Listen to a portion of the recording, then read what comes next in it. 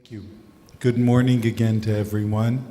I am really delighted to finally be able to introduce Esther Dyson, who we've been trying to bring to COFES for these many years. None of us want to be reminded how many.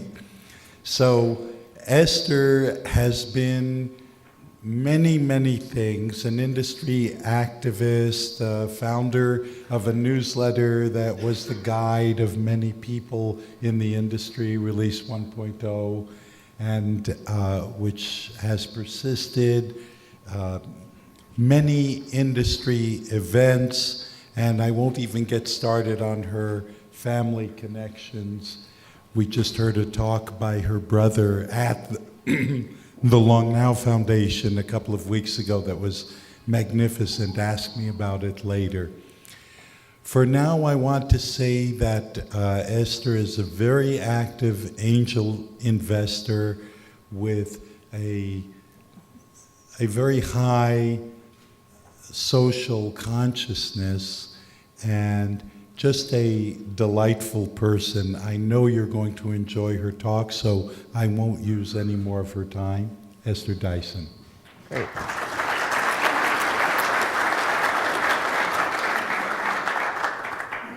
Thank you. Yeah, if next year you should have George, my brother, and whatever.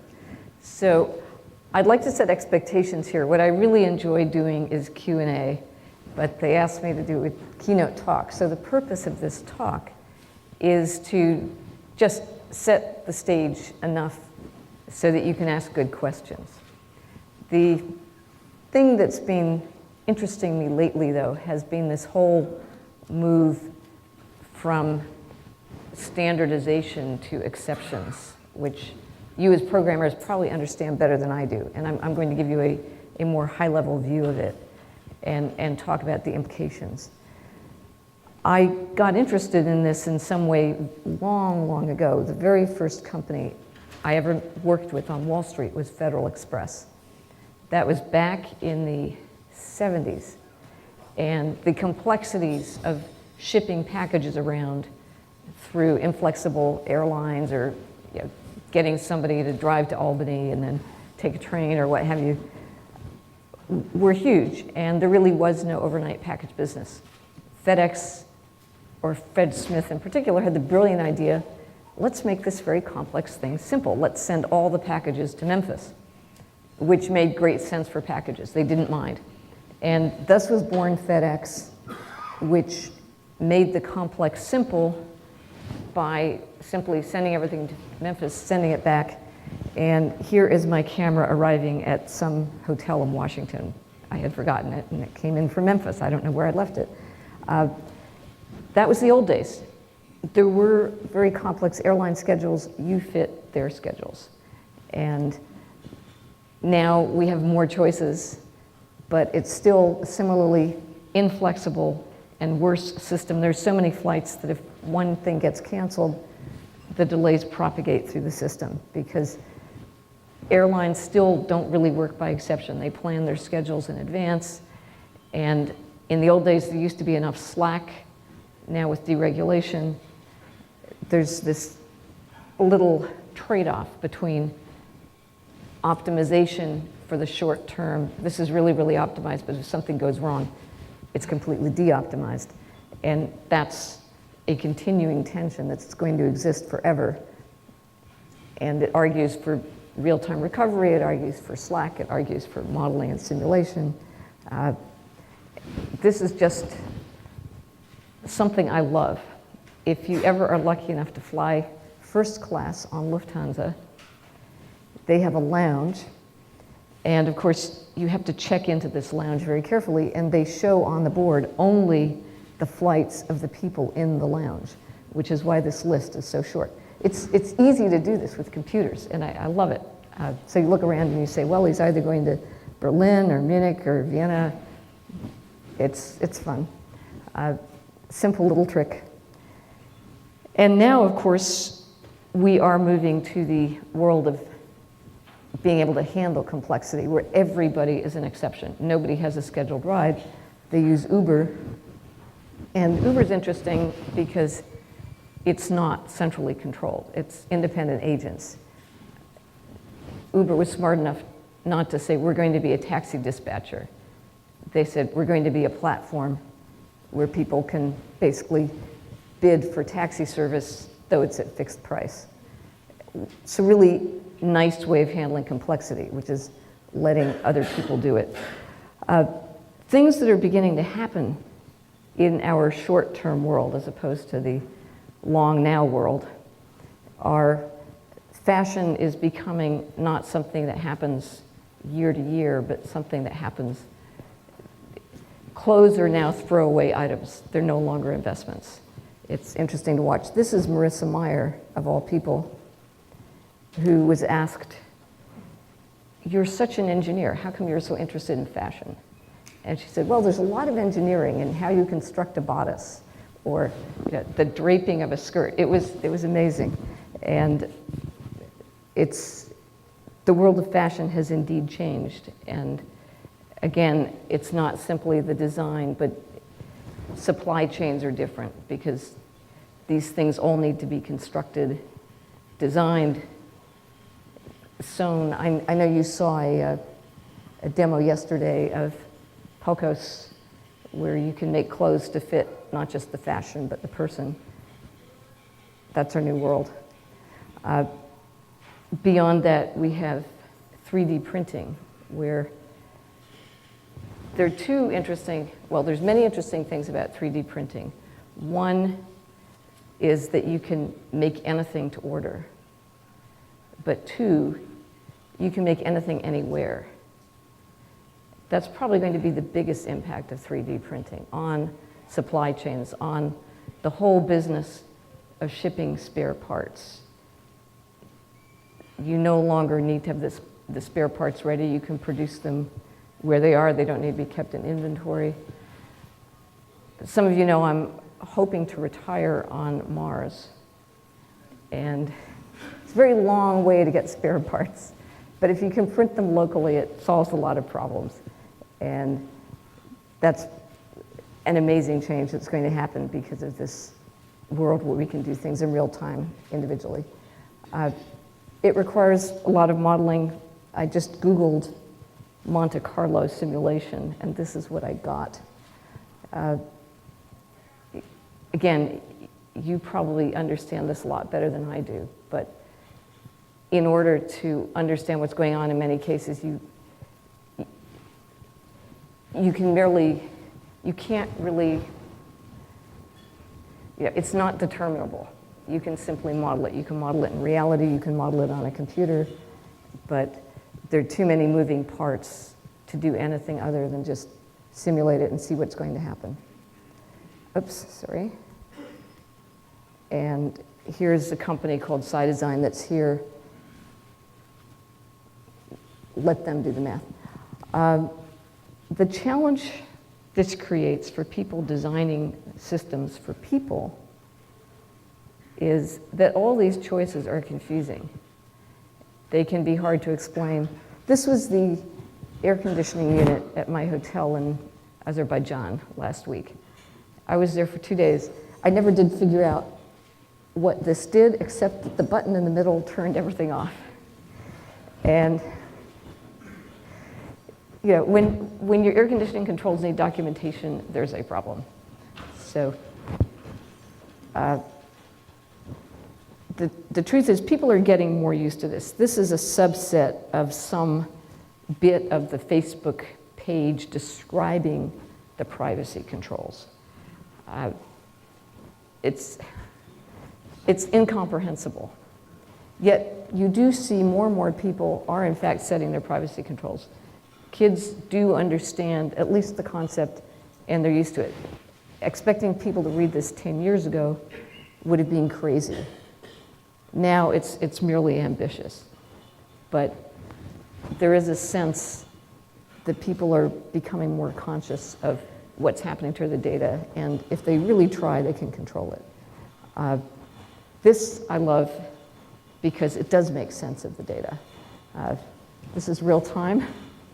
I woke up this morning to find 4,000 emails plus in my inbox. That's cumulative. But tools like this are a huge win in the consumer marketplace. Rather than showing people content, show them a mirror.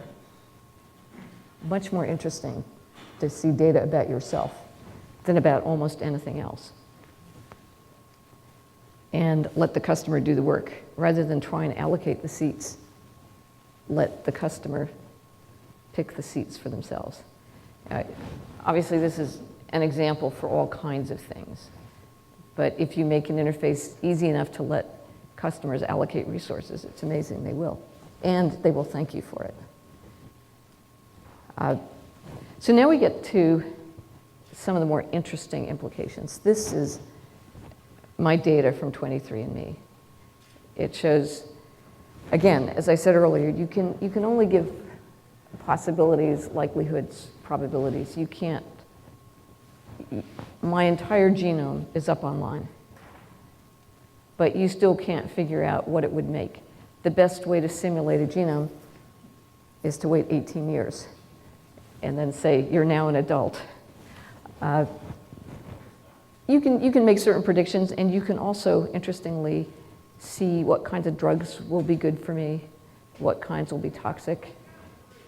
We'll know a lot more in 10 years when we have more than just a few people with their entire genomes up.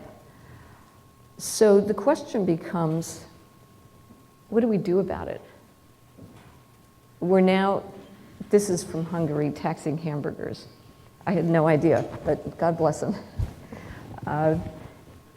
Do we want a differential hamburger tax depending on your likelihood of getting diabetes?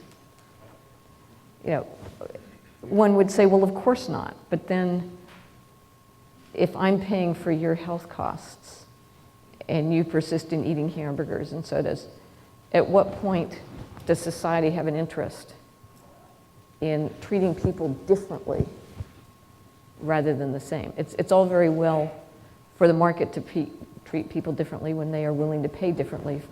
As you saw, I was in coach seats. I could have selected first-class seats and paid for them. This is one to which there's no easy answer. It's going to be a discussion for a long, long time. But it's the one I want to leave you with as we consider the difference between one person, one vote in a very theoretically simple world,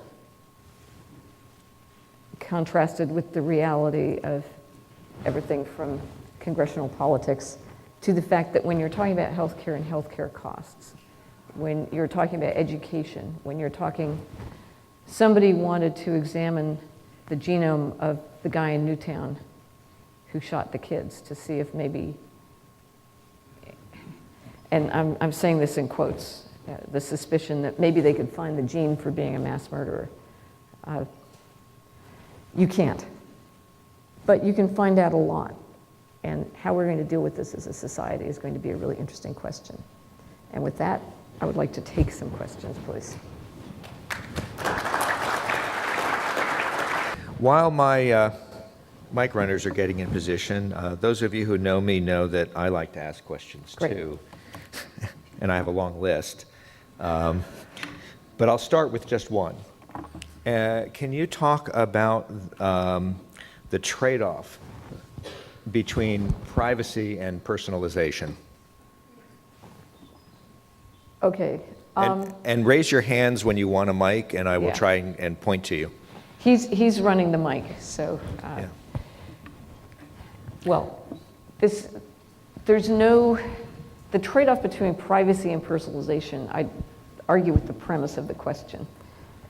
But, is there a trade-off? Yeah, thank you.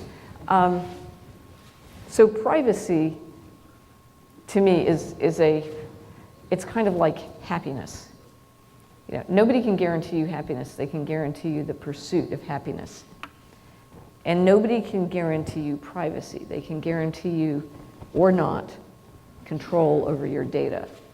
So the challenge is designing a system that gives you control over your data in a way that you can understand, and getting people to understand that once I've sent an email to Xander, he may forward it, he may publish it somewhere, he may promise not to, you know, so none of this is absolute, but maybe to go back to your question, if you want personalization, obviously you give up privacy to whoever it is that personalizes whatever it is for you, and unless you know exactly who they are, you may have given up privacy to a lot more people than you expect. A lot of the current discussion is, I find very frustrating, because very few people are really bothered by getting an ad for a dress. If they're large and the dress is in a particular size, that may upset them. But privacy isn't about what ads you get, it's about what they know about you, whether or not you get the ads. And I think the privacy community spends a lot of time worrying about behaviorally targeted ads rather than the spread of the information about the behavior that leads to the targeting. I don't know if that's... But I guess it leads more towards expectations. What should our expectations be when we're thinking about privacy and personalization? Yeah. Well, our expectations should be that if you post something, you should not expect it ever to be private. I mean, that's the reality. Whether it's your employer seeing it, and for what it's worth, there is this, Washington State is now trying to pass a law that says your employer has the right to get your password into Facebook or whatever, which not only is it an invasion of privacy, but it's a huge security leak, because now somebody who works for your employer, the accounting clerk, can now go online, pretend to be you, go into your Facebook account, and wreak all kinds of havoc. And you can also, if somebody tries to sue you, you can always say, oh, it wasn't me, it must have been some accounting clerk at my employer. So it's a completely stupid law on the face of it. But going back to what you said earlier, people have different levels of tolerance, and they should be able to set their privacy settings as discreetly and fine-grained as they want. The challenge is that's an awful lot of work. And so I think the way the market will probably go is kind of like Facebook. There will be defaults, and then you can change the defaults. I think the defaults are moving rapidly towards less privacy, more visibility. But as long as people have the ability to change them, I'm not too upset about it.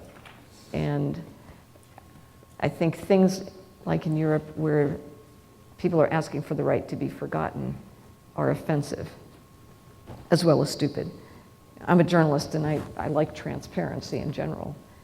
And you know, the notion of being able to close down information that's public just because you don't like it is crazy. So raise your hand if you want a mic. We're gonna go to Kai next, but I just want to take this part of the conversation and then turn it away from the consumer side to how do we deal with this same issue at the corporate level. Okay.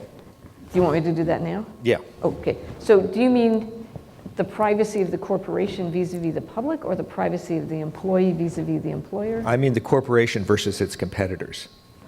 Like trade secrets? Yes. Okay. Or international secrets. Okay. Well, again, it's a huge and complicated area. There's everything from my trade secrets, my patents, to well, those I think, again, you should be able to control them until you become something on the order of a utility.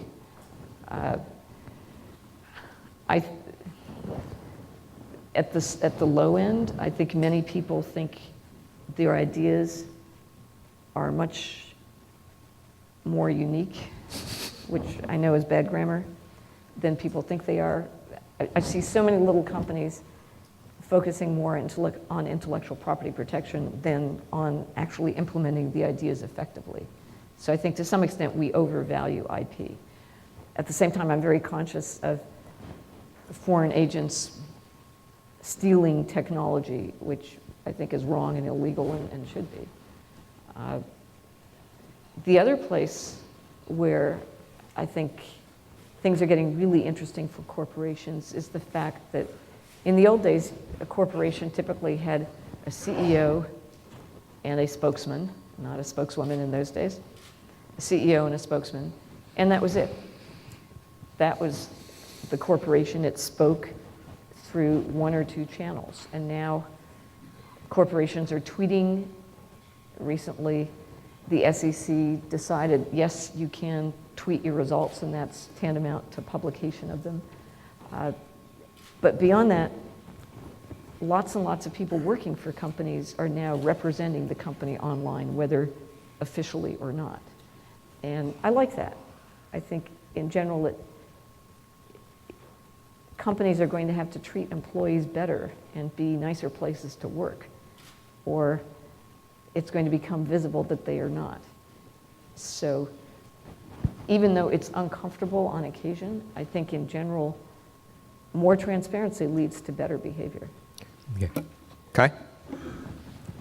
Right. So actually, I have a statement and a question. I'll start with a statement because I used to work at Google, so Marisa is a familiar face. The jeans I'm wearing were created by taking a 3D scan of me, body scan, and actually they were like the layout and everything was done digitally based on that design. So I finally got, after many years, I got a pair of jeans that fit me perfectly. Like, Sorry, I can't really. so these jeans that I'm wearing, they were actually done by doing a digital scan. Yeah. So these are custom made based on that digital scan for me. There's a small company that does them in Europe. So I think we're definitely getting into the engineering clothes world. My question was, a lot of these exceptions or this customization requires computing.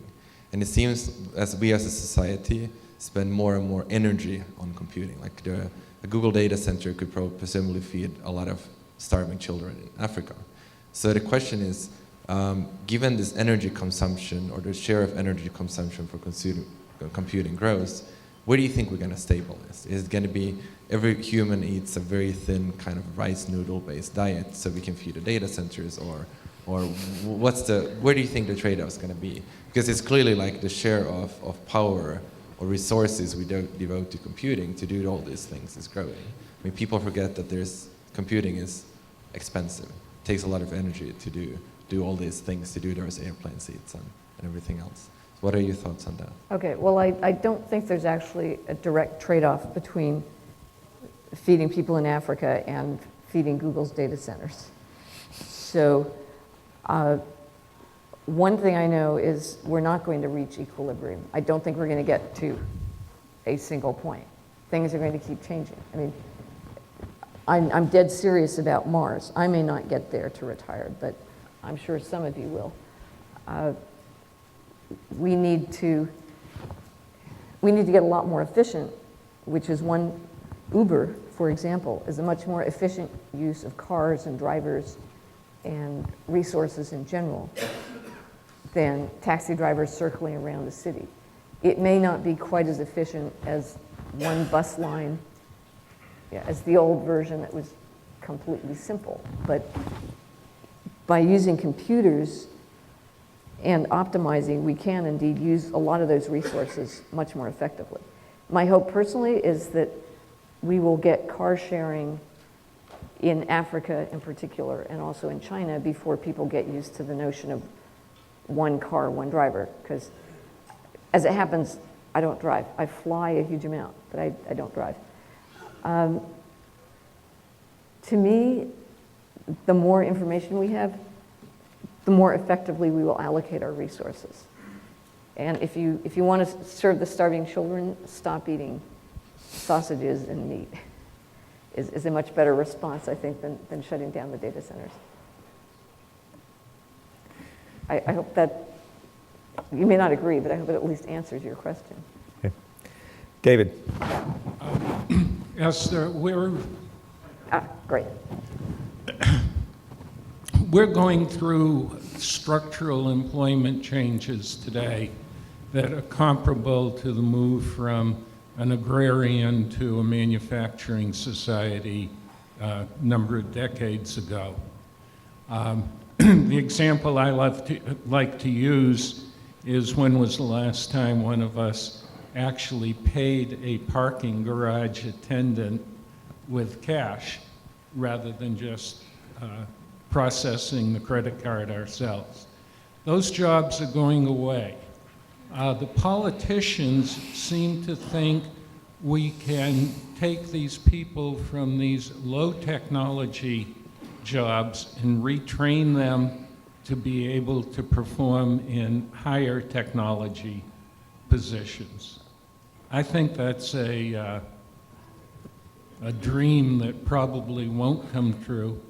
What are we going to do as the average job in the country, and let's just talk about the US, becomes more and more technology complex, with people that just can't adapt to that level of technology? Yeah. One of my favorite sayings is, it takes a tough man to make a tender chicken. And it takes really good technology not to design that broken air conditioning control, but to design high technology that can be used by normal people. So I think the solution is, and here I am slightly dirigiste, I do think we need to make fundamental changes in how we employ and train and so forth people.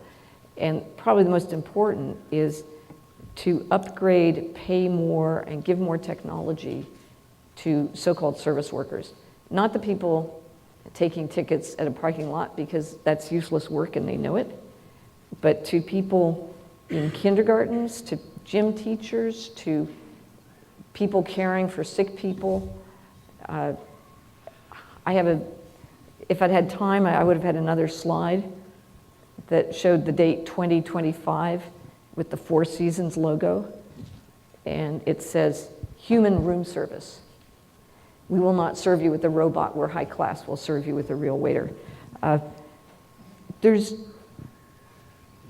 was talking to Andy Stern, who was the guy who ran the Service Employees International Union for a long time, about giving iPads to the people who go and take care of elderly people who live alone. That enriches their job. It enables them to do a much better job of making sure the people take their meds or do whatever it is they have to do. It gives them status, it gives them capital equipment, and they need to be paid more. So I think, and exactly how this is going to happen is the million-dollar question, but there's a huge amount of work that still remains to be done, especially if we want to control healthcare costs. And a lot of it is in fostering healthy behavior. Certainly taking care of elderly people or sick people, but also, I'm an investor in a company called Omada Health. It's basically pre-diabetic counseling, half online, some of it face-to-face. One counselor has 10 groups of 10 people each, and we give them counseling on their eating behavior and things they can do instead of eating, and more exercise and so forth. And it turns out a lot of people who go through this program not only lose weight and reverse the onset of diabetes, but they want to become counselors. And this sounds kind of all squeaky clean and aspirational, and it is, but it works. And we need more of that. The human factor is still really important. It's not necessary in paying for parking tickets. It's very necessary in a lot of the human relations kinds of things that we as a society need to pay more for. I can talk about education later, but that was probably a long enough answer. Okay. Raise your hands if you have, in the back, Peter? Esther, you have an incredible interest in technology and an insane travel schedule. And I'm wondering if in that combination you've ever seen a province, a state, a government, a department that you thought made exceptional use of information to make rational decisions.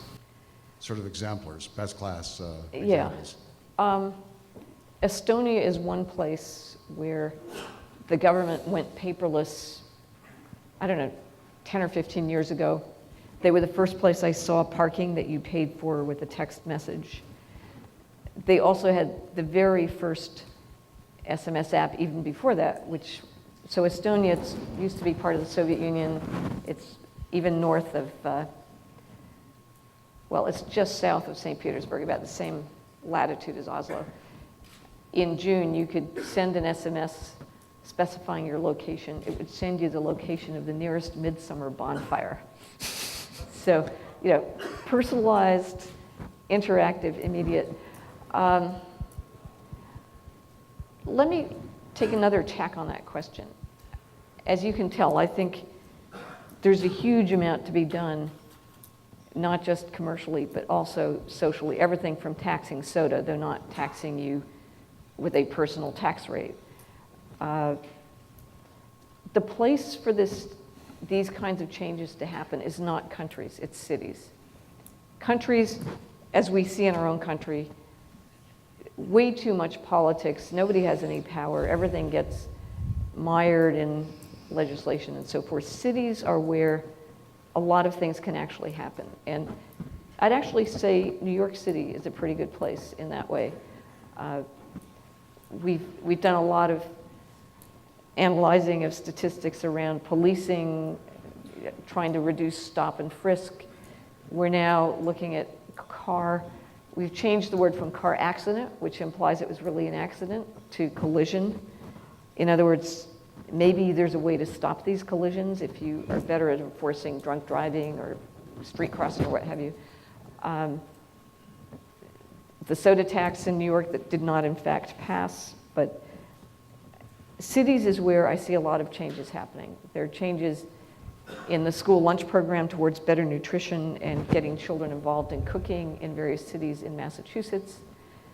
In Los Angeles, they are now rolling out a program that detects car movements in the streets.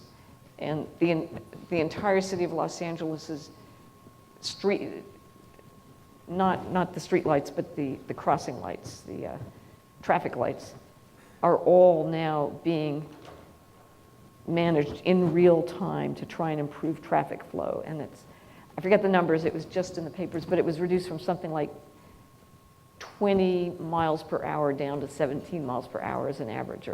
That sounds rather high for Los Angeles, but anyway. So where I see things happening are in cities and in pockets.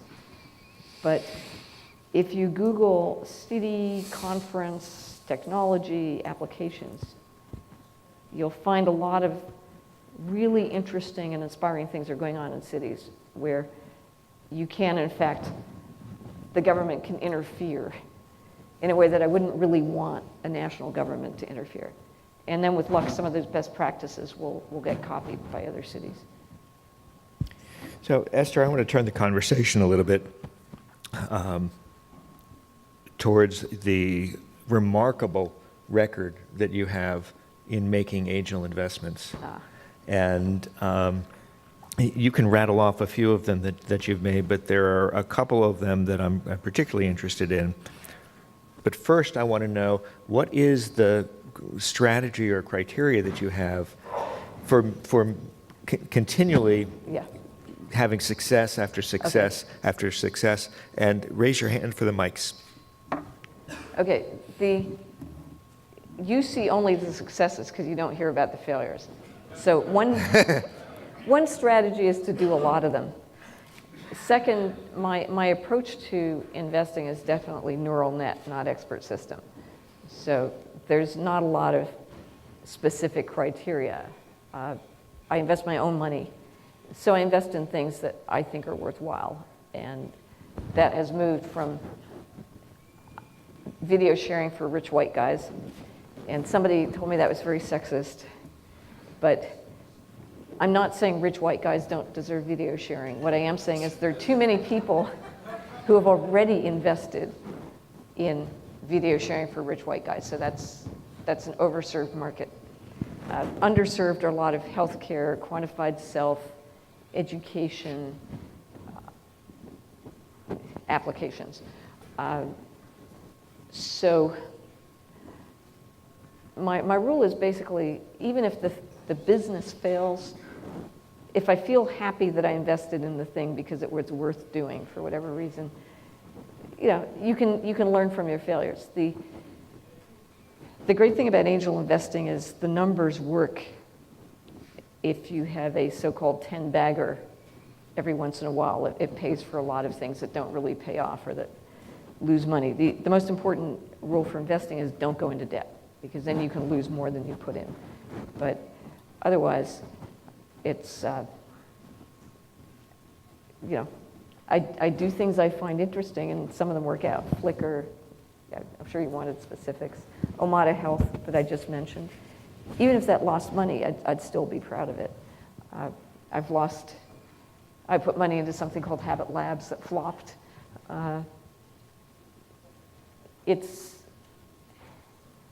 a wonderful, so I started out as a reporter, and being a reporter gives you the right, so to speak, gives you an excuse to go talk to people and ask them questions and so forth, and interfere with them while they're trying to run their business, because they think, well, she's going to write about me and make me famous.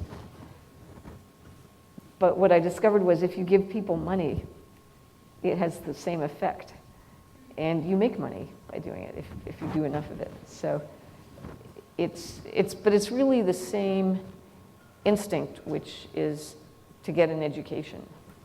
You learn a ton by experimenting.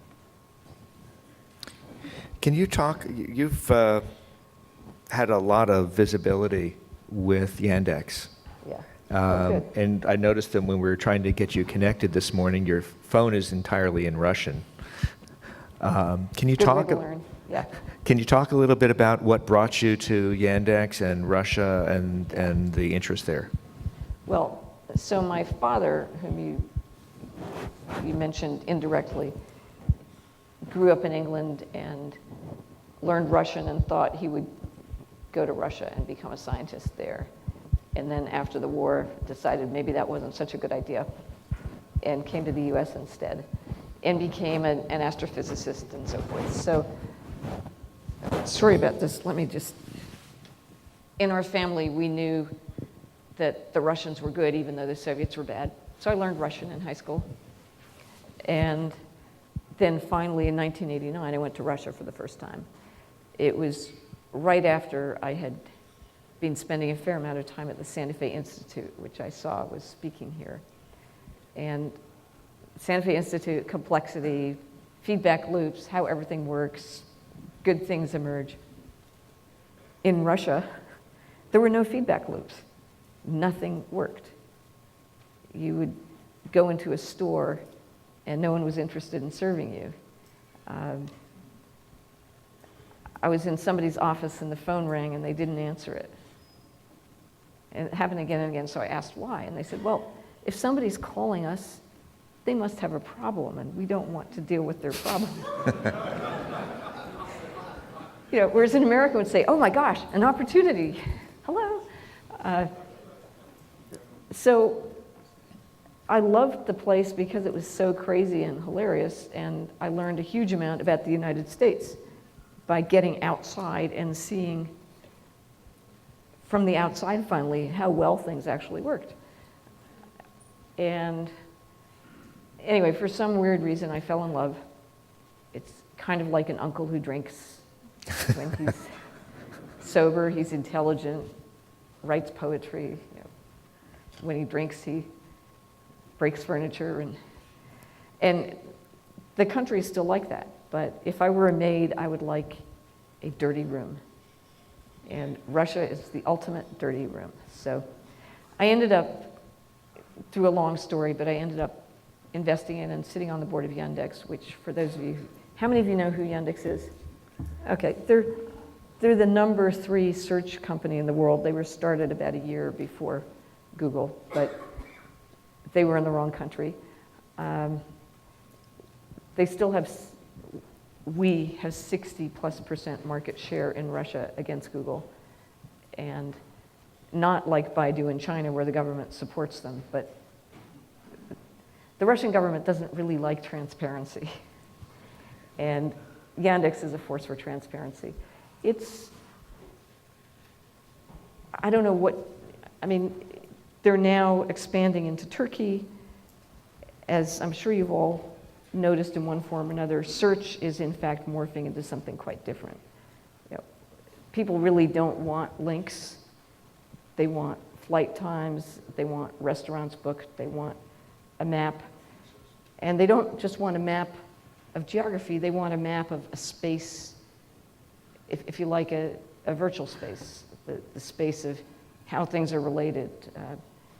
They want understanding, and Yandex is working on doing that much better. So but of course commercially it's a challenging world for us, and again, that's what I like. So my first visit to Russia was in 1986 during Perestroika, when it was a very, very Soviet city in Moscow. Yeah. And I came back in 2010 with Oleg and a number of other friends, and it was a Eastern European cosmopolitan city, and it's completely changed. We are doing COFES Russia. Right. In less than 7 weeks in St. Petersburg, and a number of folks here are going to be there with us. Can you talk about the technology side that you've been Sure. dealing with in Russia, and what So- we should be paying attention to there? Okay. St. Petersburg, number one, is a beautiful, beautiful city. And at the end of May, the evenings will already be long. The people will be excited about the light because they've just come through a very, very long winter. One of my favorite stories was in the New York Times Bureau in February. A ray of light came in through a whole bunch of clouds, past a couple of buildings, in a window, and hit a wall. And Steve Erlanger, the bureau chief at the time, said, "Victor, look at that." And Victor looked and said, "Who authorized that?" Anyway, so they're going to be very happy with the sunlight. Russia has some of the world's best mathematicians, scientists, engineers. Many of them, to Russia's misfortune, have emigrated, including Sergey Brin, lots of others. They still have a bunch left. Russian engineers are engineers squared, just like American salesmen are salespeople squared. And so you will find that they are brilliant, but often lacking in social graces or in business skills because they haven't had business experience. And that's Russia's biggest problem. The economy was studied by McKinsey, who determined that overall productivity is about 1/4 in the Western world. But I would say it's probably 1/8 in the old industry and pretty much close to normal on the internet side. I invest in the internet in Russia. I would not invest in anything that was government controlled or large business or whatever. They do still have the problem of lack of business skills. But the great thing about the internet, especially the consumer internet, is you can't bribe people to use your website. And so the marketplace, the goods and services, the internet economy in Russia is transparent, normal, has prices, relatively efficient. You can use Yandex money to pay. You can use Yandex traffic to avoid the Russian traffic jams. There's an awful lot of interesting stuff going on the Russian internet. Some of it's copies of American ideas. You can't avoid it. I mean, Amazon was a good idea, and there's a company called Ozone that began as a bookseller and now, somewhat like Amazon, sells a whole bunch of things. One of the most interesting areas in Russia is Still pretty early, but they are beginning to get interested in quantified self and health information and so forth, and that, to me, is a very exciting development because Russians are even unhealthier than Americans.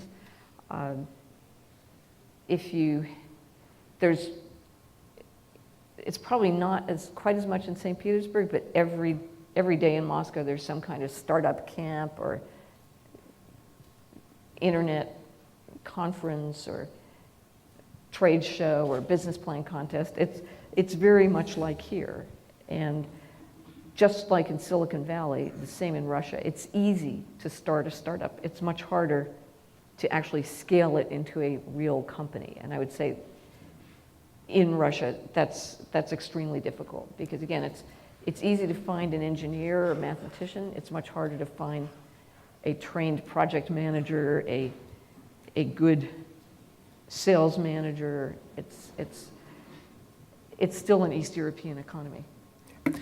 Chris. Esther, good morning. Good morning. You mentioned and reminded us that you started as a reporter. Whither journalism? Okay, so I started as the altar boy of journalism. I started as a fact checker at Forbes magazine. Journalism is very separate from media. Media is going to do fine. The ones that don't do fine are going to die, and advertising will work one way or another. It's a very vibrant, interesting industry. The challenge for journalism is very different. Journalism, especially investigative journalism, journalism about topics that the people in charge don't want you to cover, whether that's bad behavior by corporations that are careless with chemicals they put into the water, or bad behavior by governments that kill reporters who say inconvenient things. It's a much harder challenge, and one that the solution, it's not a good solution, but the reality is I think journalism is going to be increasingly supported by philanthropists of the George Soros or ProPublica, which was funded by the Handler real estate people. It's unfortunately really good journalism generally does not pay its own way. Business journalism, yes, people need to know who's coming out with the next new thing. They need to understand the implications of 3D printing on their business, but real old-fashioned journalism is going to become increasingly a labor of love and of philanthropy. Steve?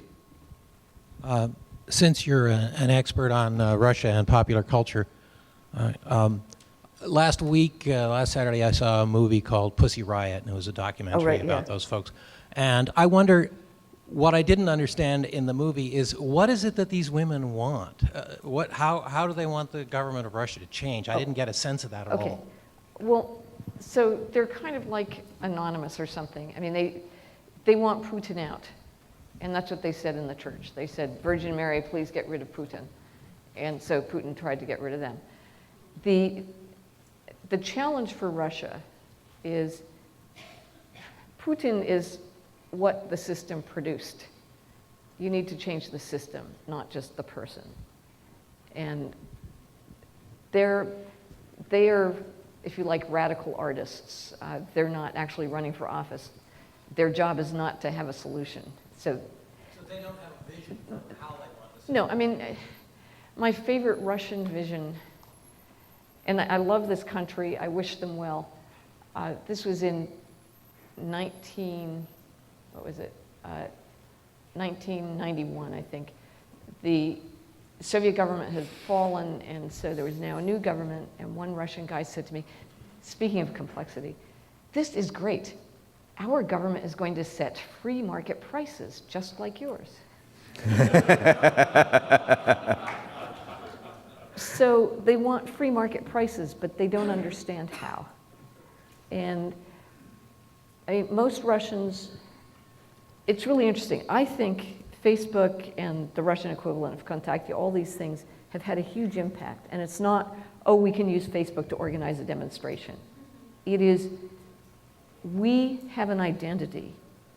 They've said it many times, we don't want to be treated like sheep or cattle or whatever. Once you have an identity on Facebook or on Contact, you can't be disappeared. In the old days, somebody said something wrong and they vanished and you couldn't talk about them. That has changed. People are writing their own history instead of letting the government pick their movies, run their TV stations. They still do that, but people now are also writing their own histories. It takes a long time for that change to really hit people's mentalities, but they're starting to say, we can go online, we can pick books, we can actually go online and sell things, we can become independent, productive people. Why can't we pick our government? And getting that question to sound real rather than like some far-off dream is what they need. They don't even know, many of them, enough to know that that's what they want. But that's the challenge there. Putin is simply a product of that. He's not the creator of it. Nathaniel? Over here. Nathaniel Miller from NASA Langley Research Center. I had a question on, a lot of us are in dealing with big organizations. I happen to be in one. Finest space agency in the world. And I come to this conference and I see everybody with an iPad and I see, Nell's technology we saw yesterday with, we can make new clothes, like all this stuff, and I can't take it home. Because the organization that I'm in is afraid of adding something new. Because for pity's sake, we just integrated Cygnus with the space station. Like, we know how to do that. We can dock big chunks, we can take huge chunks, we can launch something in Kazakhstan and bolt it to something that was made in Houston and Marshall. Right, that's big. And so the question is, we all live in that reality. I'm accepting that reality. I'm accepting that they're scared, but I just want to hear your thoughts on how, what like, both strategic and tactical, what can we do to sort of make this technology in and give it a chance in these big organizations? Okay. So as you may or may not know, I spent 6 months training in Russia with the Russian Space Agency. And then I came back, and one thing I thought was, gee, the people with the best health records are always sick people. But cosmonauts and astronauts are healthy, let's genotype them.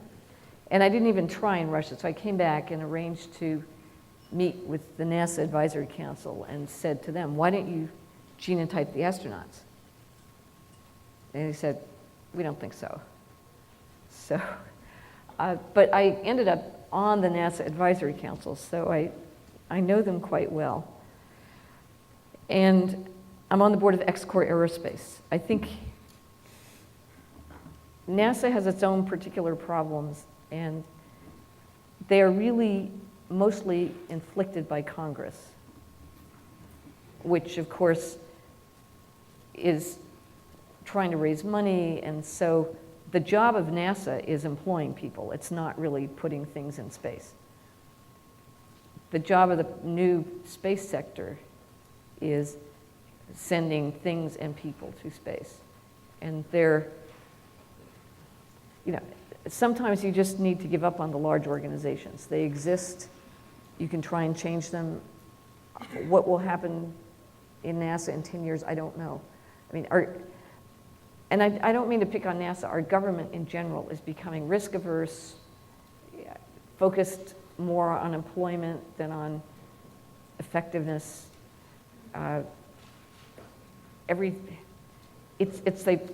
It's an interesting problem that is kind of the singularity that is produced when,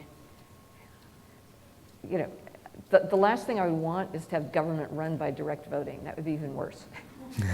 But the system we have now is really creating a whole bunch of agencies and bureaucracies that simply are inflexible. And so it goes back to the question I asked at the beginning. you want to treat people differently in terms of health care when they're different? Yes, but not necessarily. How do you do that in a way that is fair? Do you want your government to be willing to take risks? Yes, but then you have to allow it to also make mistakes through trial and error. I don't have an answer to your question, but we need an educational system that will make millions of people ask that same question and come up collectively with better answers than what we have now. Thank you. You're welcome. So- You know, they won't let me into China. And I'm afraid that after what I said today, they might not let me in Russia. But I hope they don't kick me out of the US. So, Esther, you have one of the most unusual childhoods I've ever seen or heard of. I'd think that the crowd would appreciate hearing about what it was like growing up with Einstein at Princeton. Yeah. I grew up in Princeton. My dad worked at the Institute for Advanced Study, which is also where Einstein worked. But I didn't exactly pal around with Albert. Indeed, neither did my dad. So Bill Gates used to come to my conference, and one day Bill Gates asked my father, so what was it like to know Albert Einstein? You know, just the way some people would ask me, so what was it like to know Bill Gates? And my father gave the obvious answer was, well, you didn't exactly walk up to him in the street and say, so, how's tricks, Albert? They ran into each other at some point.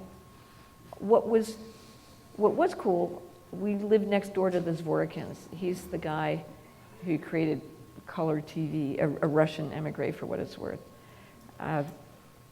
We lived down the street. I mean, the Institute for Advanced Study was a wonderful place full of scientists. Most of them were not from the United States.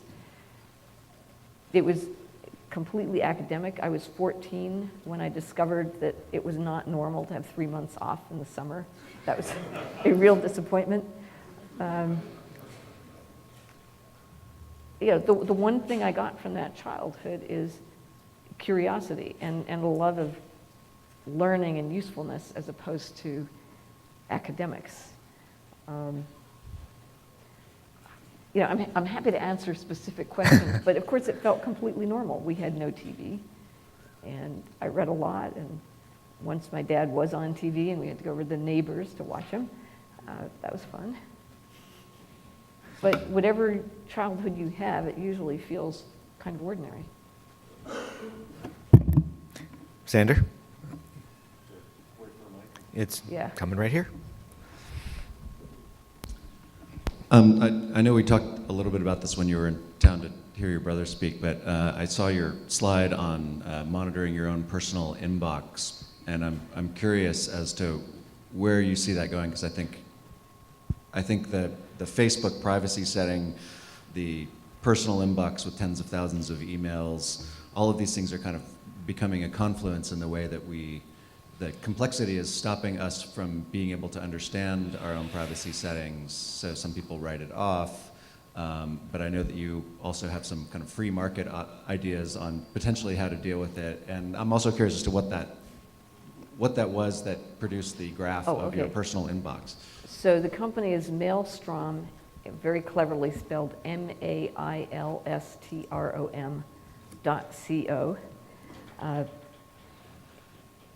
It's a tool for basically slicing and dicing your mailbox, so you can see very, very fast where the mail's from, who it's from, is it from a mailing list, and you can sort of chop it up in different ways and get rid of bits of it. And it's basically quantified self for your mail.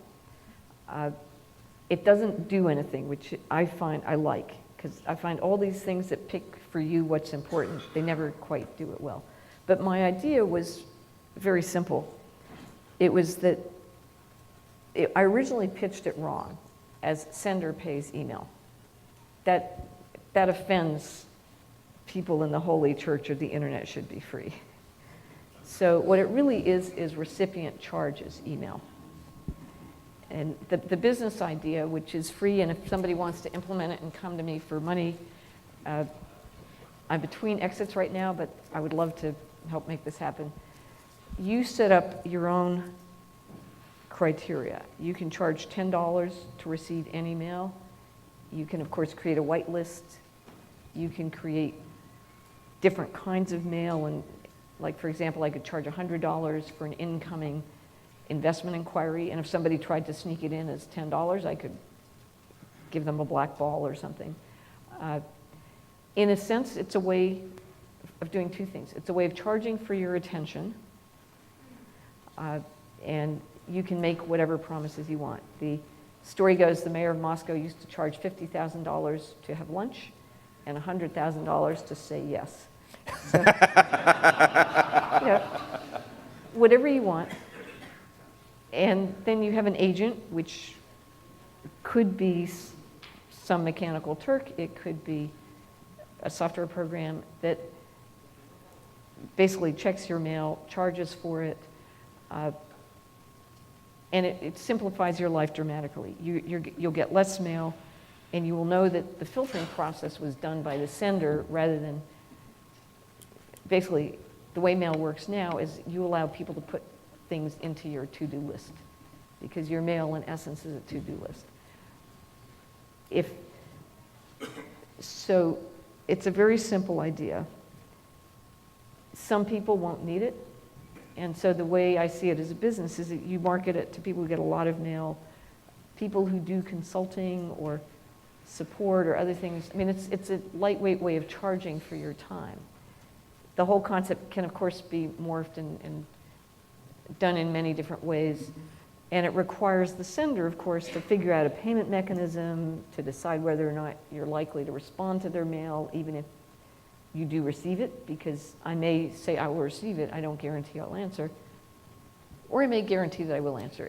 Again, this is a concept that can be rendered in many different ways, but it fundamentally puts the incentives where they belong, which is the sender needs to take the financial risk of deciding whether this is a worthwhile mail, and then you can charge them, and if you like, return the money if they guessed right, or keep the money because you did want their mail, but it still took you some time to respond to it. And seriously, anybody who wants to do that, please come see me afterwards. eDyson@edventure.com. And right now, it's still free. And on that note, I can't think of a more attractive opportunity for the people in this room to say, here's an idea, implement it, there's money waiting. And with that, can I have a round of applause for Esther?